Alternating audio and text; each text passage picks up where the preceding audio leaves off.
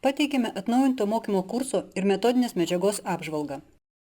Šis mokymo kursas skirtas vidaus inžinerinių tinklų projektuotojams. Kiekvienas kurso klausytojas gauna firminį DVD diską su metodinė mokymo medžiaga. Diske įrašytos visų temų nagrinėjimų mokymo kurso metu įgarsintos video pamokos. Be mokymo temų čia yra įrašytos visos atliekamos užduotis, pratimai ir failai reikalingi mokymams. Mokymo medžiagoje temos nuosekliai pateiktos tokia eilės tvarka, kokie yra dėstomos mokymo kurso metu. Apžvelgdami pateiktą metodinę medžiagą, mes pademonstruosime jums kelias video pamokas. Mokymo kurso temos suskirstytos į 5 specialius skyrius. Projekto pradžia – tai pirmasis labai svarbus skyrius, sudarytas iš kelių dalių.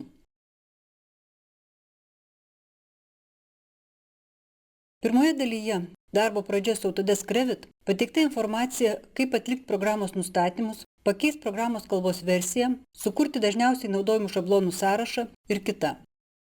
Dalyje pagrindinės savokos aiškinama, kaip nustatyti matavimo vienetus, kaip teisingai braižyti ortakius ir vamzdžius, kokią įtaką elemento atvaizdavimui turi vaizdo detalizacijos režimas, kas yra sistema ir jos savybės. Dalyje projekto pradžia pateikta informacija, kaip pasirinkti tinkamą šabloną, kaip susieti savo projektą su architektūriniu projektu ir kopijuoti iš jo reikalingus elementus, kaip reguliuoti projekto zonos ribas ir kita. Pirmame skyriuje iš viso yra 25 praktinių pratimų pavyzdžiai.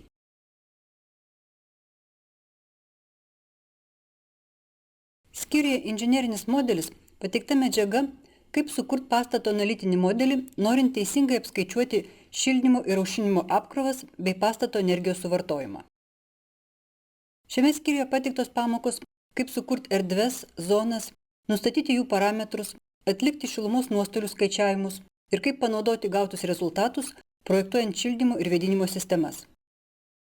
Norint teisingai apskaičiuoti pastato šilumos nuostolius, reikia orientuoti projektą pagal pasaulio šalis. Įjungiame video pamoką.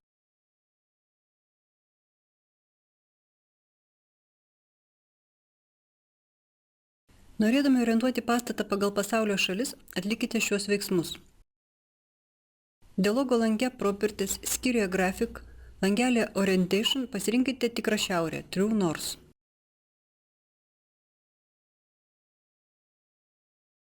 Instrumentų juostos Interp Manage pasirinkame komandą Location ir pasirinkame Rotate True North, pasukti šiaurę. Perkeliame sukimo atskaitos tašką ir pažymime tašką, nuo kurio bus atidedamas kampas. Nurodome posūkio kryptį ir kampą, pavyzdžiui 15 laipsnių. Matome rezultatą. Toks pastato išsidėstymas yra nepatogus projektavimui, todėl projektavimo metu mes galime grąžinti pastato orientaciją į sąlyginę šiaurę, Project North.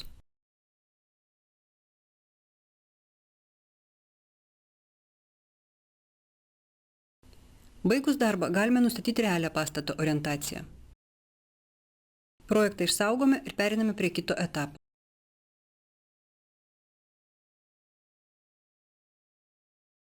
Skyriuje inžinerinis modelis iš viso yra 20 praktinių pratimų pavyzdžių. Skyriuje vandentiekis ir kanalizacija pateikti įvairūs mokymo variantai, kaip projektuoti kanalizacijos ir vandentiekio sistemas daugiaaukščiame visuomeniniame pastate. Pastatas sąlyginai padalintas į zoną A ir zoną B. Projektuojant tualetą zonos A pirmame aukšte, pirmiausia išdėstome klozetus, kriauklės, pisuarus, sukuriame kanalizacijos sistemą, generuojame vamzdžių išdėstymo schemas, nurodome vertikalaus stovo padėtį, vamzdžių nuolydžius ir kita. Paskui projektuojame šalto vandens tiekimo sistemą ir redaguojame jos savybės. Nustatome sistemos grafinio atvaizdavimo parametrus, vandens temperatūrą projektuojamoje sistemoje, pasirinkame sistemos skaičiavimo būdą ir kitą. Toliau projektuojame karšto vandens tiekimo sistemą ir redaguojame jos savybės. Visas zonos A pirmame aukšte sukurtas sistemas kopijuojame per aukštus, sujungiame sistemų vertikalius vamzdžius, įkeliame ir prijungiame vandens siurblį, šildytuvą, pridedame aksesuarus, patikriname sistemos spragas ir neprijungtus jungimo elementus ir jeigu reikia, redaguojame sistemą. Pasižiūrėkite video pamokas, kaip įkelti projektą ir prijungti prie sistemos vandens šildytuvą.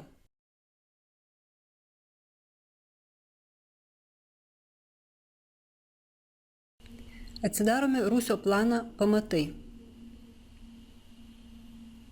Plane nurodysime prietaisų išsidėstymo vietą. Interface Systems pasirinkame Mechanical Equipment, o dialogo lange Properties iš mechaninių prietaisų sąrašo pasirinkame vandens šildytuvą ir nurodome jo padėtį sienoje.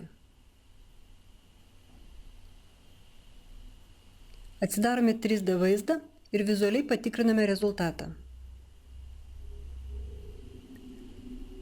Projektą išsaugome ir pereiname prie kito etapo.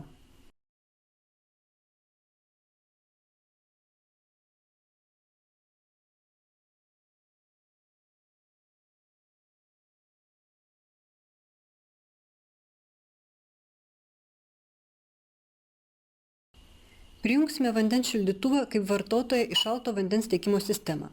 3D vaizde pažymime prietaisą. Instrumentų juostoje pasirinkame komandą Connect Into.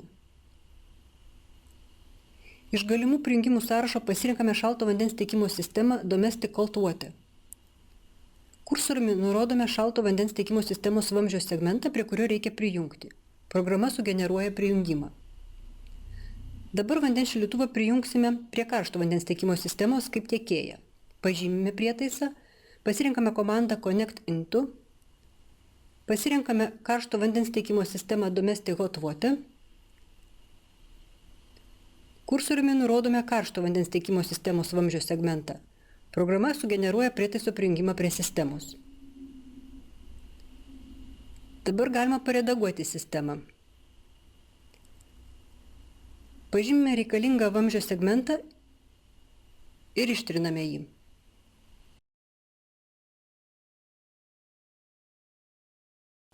Trišakį pakeisime į alkūnę, pažymime jį ir spaudžiame minuso ženklą. Vandens šildytuvas projekte būdamas vartotojų gauna šaltą vandenį ir šildo jį, o tada kaip tiekėjas tiekia karštą vandenį į karšto vandens tiekimo sistemą. Skyriuje vandentiekis ir kanalizacija iš viso yra 46 praktinės pamokos. Skyrius šildymas ir vėdinimas sudarytas iš 2 pagrindinių dalių – šildymo sistemos projektavimas ir vėdinimo bei kondicionavimo sistemos projektavimas. Projektuojant šildymo sistemą, išmoksite kurti nuosavą šildymo sistemą, redaguoti sistemos savybės, nustatyti sistemos grafinio atvaizdavimo parametrus, pasirinkti šilumnešio tipą ir temperatūrą projektuojamoje sistemoje, išdėstyti radiatorius, sujungti juos vamzdžiais, sukurti vertikalius stovus, kopijuoti visus sistemos elementus per aukštus ir prijungti sistemą prie boilerio. Projektuojant vėdinimo bei kondicionavimo sistemą, išdėstysime oro terminalus, sukursime oro tiekimo ir oro recirkuliacijos sistemas ir prie jų ortakiais prijungsime oro terminalus.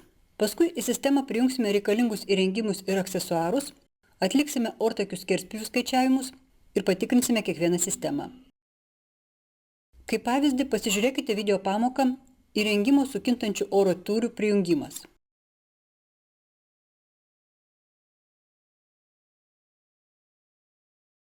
Plane pasididiname darbo zoną.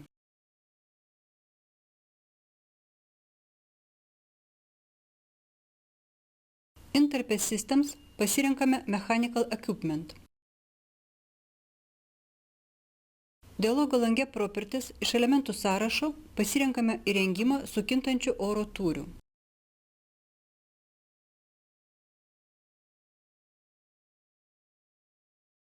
Langelį Offset įrašome prietaiso aukštį nuo grindų.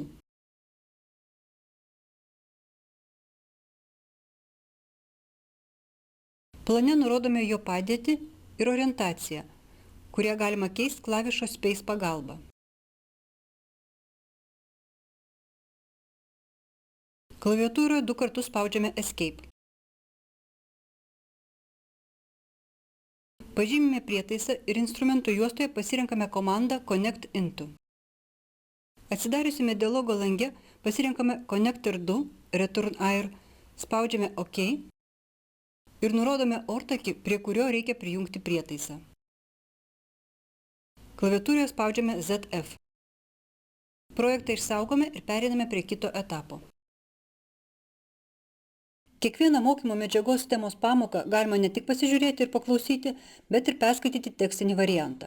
Pasižiūrėkite dar vieną video pamoką – ortakių skerspjūvių skaičiavimas.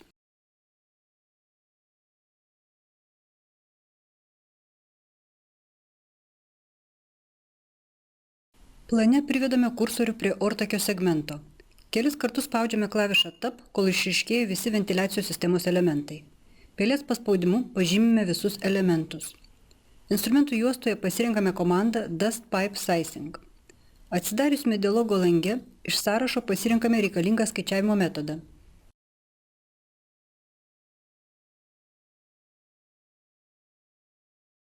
Nustatome reikšmes bei taisyklės.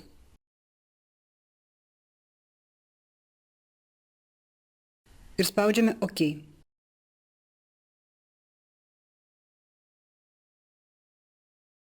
Programa perskaičiuoja ortakių skerspjūvius ir pertvarko visus sistemos elementus.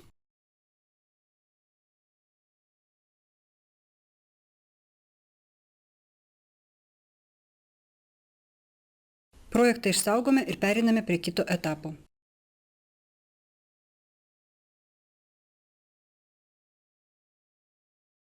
Iš viso skyriuje šildymas ir vėdinimas yra 38 praktinės pamokos. Paskutinėme mokymo skyriuje dokumentacija pateikta informacija, kaip sudaryti ir įforminti projekto dokumentaciją, sudaryti brėžinių lapus, sukurti kampinį štampą, įkelti vaizdus į lapus, sukurti spalvinės legendas, patalpinti matmenų linijas ir etiketės, sudaryti specifikacijas, eksportuoti projektą į kitas programas ir kita. Įjungiame video pamoką.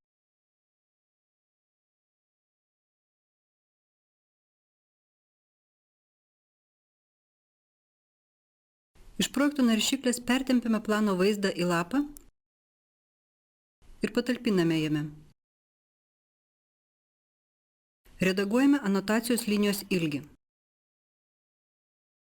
Spaudžiame Escape.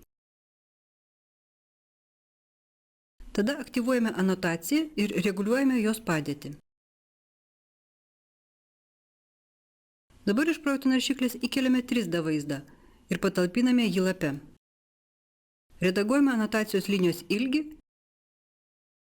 ir anotacijos padėtį. Anotacijų etiketėse rodomi vaizdų pozicijų numeriai lape. Dabar sudarysime mazgą. Privedame kursorių prie plano vaizdo, dešiniu pelės mygtuku išsišaukiame kontekstinį meniu ir pasirenkame komandą Activate View. Priartiname vaizdo zoną, kurioje dirbsime. Instrumentų juostos Interpė View pasirenkame komandą Callout ir apibrėžiame mazgą. Klaviatūroje 2 kartus spaudžiame Escape. Pažymime mazgo rėmelį ir kontrolinių taškų pagalba redaguojame mazgo anotacijos padėtį. Kol kas anotacijoje jokių duomenų nėra. Išjungiame vaizdo aktyvaciją. Klaviatūroje spaudžiame ZF. Iš projekto naršyklės įkeliame sukurtą mazgo vaizdą ir patalpiname jį lape.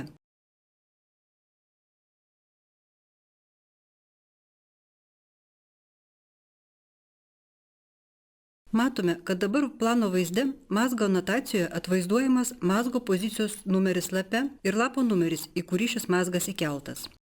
Jeigu reikia, redaguojame mazgo anotacijos linijos ilgį ir anotacijos padėtį. Projektą išsaugome ir pereiname prie kito etapo. Šiame skyriuje yra 21 praktinė pamoka. Iš viso mokymo kurso metodinė medžiaga sudaro 150 lietuviškai garsintų video pamokų ir kiekvienos pamokos tekstinis aprašymas. DVD diską su metodinė mokymo medžiaga nemokamai gauna kiekvienas kurso klausytojas, kuris esant reikalui gali savarankiškai pasikartoti kiekvieną išklausytą temą. Kviečiame į mokymo kursus visus vidaus inžinerinių sistemų projektuotojus, norinčius išmokti profesionaliai dirbti su programinė įranga Autodesk Revit.